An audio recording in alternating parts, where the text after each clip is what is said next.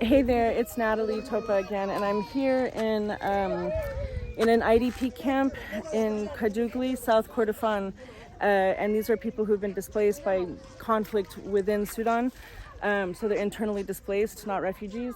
But I think this is a very exciting site because there's a lot happening here. So we are at the base of this hill, and this is really being denuded. The main livelihood here is charcoal production, so people are actively harvesting trees off of the mountain to turn it into charcoal, pyrolyze it, and then what's happening is, of course, we're getting more extreme water events as runoff comes off of that mountain.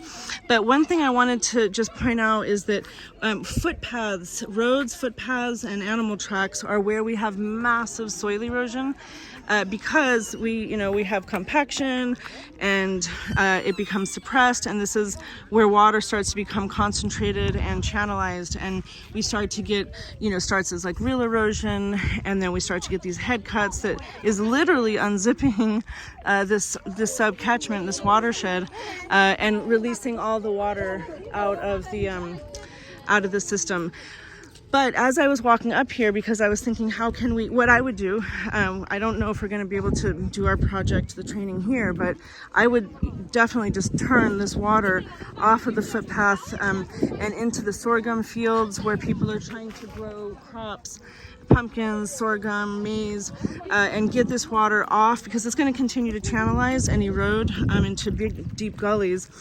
But what we realized, I was like, well, where's this water coming from? And we went into this guy's house, and there's a spring popping out right out of his house because we're at the key point, the key point here on this hill, where the hill goes from being convex to concave, and that's where water starts to shoot out of the mountain. And along this entire key line, people have springs in their homes. So again, I don't think we're going to be able to do the training here because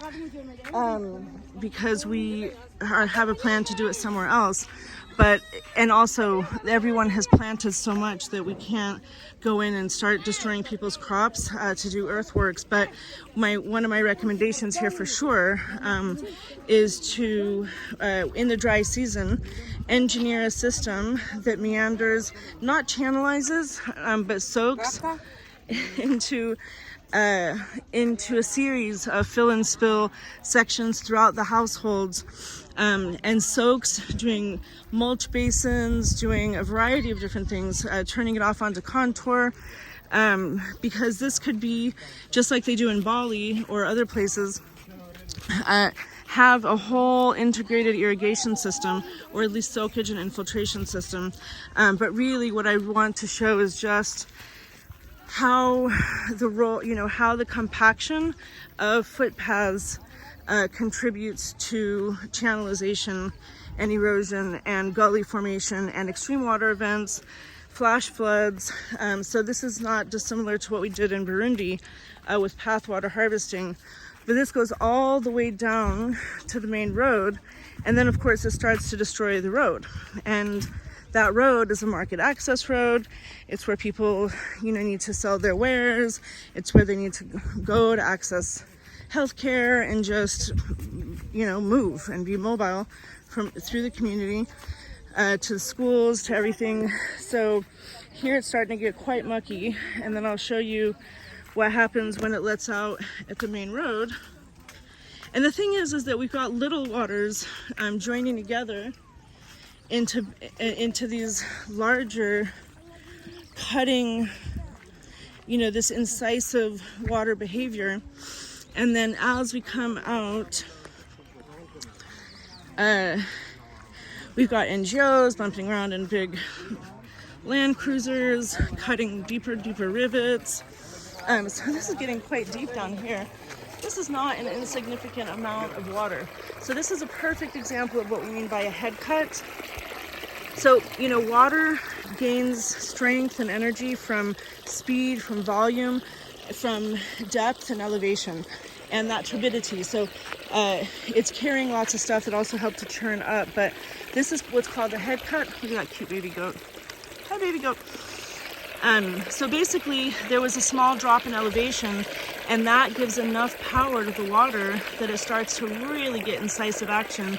And this is literally gonna unzip this and start to create a bigger and bigger gully throughout this space. So I think this is exciting because I see massive opportunity here. This water should definitely be soaked up. We can do spring recharge here with swales up above, but now this water empties out, and look at how destructive. And you've got the same situation coming from uphill where on another footpath water is directing out. So look at this. Look at this mess, you know? You can see the movement of the water. So all of this water is supposed to be up on that hill. But the trees have been removed. They've moved all the cattle up there to graze so they don't get too muddy during the rainy season. So now we've got animal traction, you know, improperly managed animal nutrient interaction on the landscape. So what that means is that animals are just grazing everywhere. They're not done in any mob grazing pattern or in a way that could be beneficial. And now we've got this mess that is a malaria, you know, mosquito honeymoon situation. It gets more and more difficult to get vehicles through here. You can imagine when it's really raining. This is like black cotton soil here. That's why the water is not sinking in, because this place is impervious. And so these rivets become deeper and deeper, vehicles get stuck, cargo gets stuck. So anyway, this is exciting to me. I think this is amazing because I know that if this water stayed and soaked higher up in the landscape with all the organic material and biomass that they usually burn and all the animal nutrient that they usually burn or throw away, then you would never need any drought resistant seeds, going back to the GMO conversation and hybrids and improved seeds. It is the soil that needs to be drought resistant, not the seed. So all of the ingredients for resilience and regeneration are right here. So very exciting. It's all a design question. So that's it. Thanks a lot. See you.